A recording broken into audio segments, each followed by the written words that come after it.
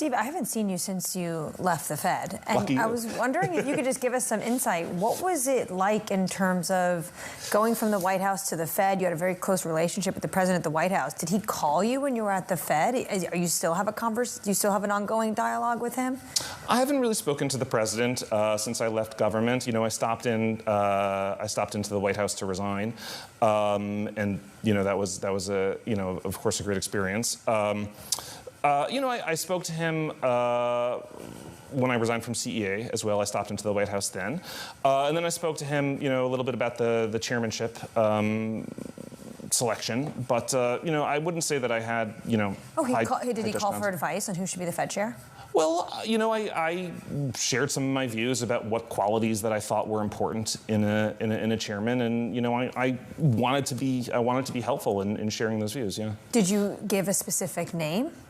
No, I focused on qualities that I thought were important. And what were those qualities?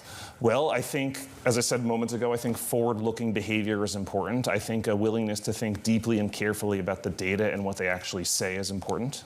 Did you feel like that needed to come from outside of the Fed, that there needed to be a fresh start?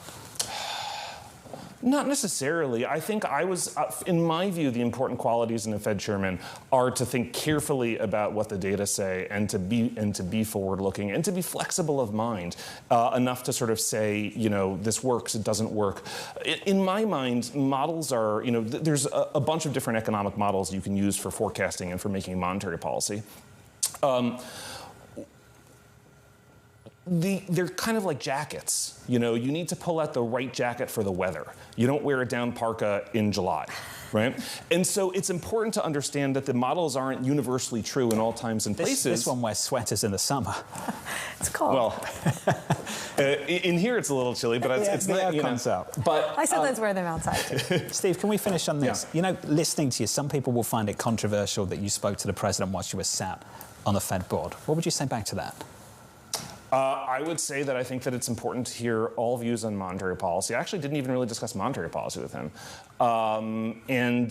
But even then, the president has not been reticent to share his views on monetary policy. He shares them with the entire world all the time, right? So, it wouldn't.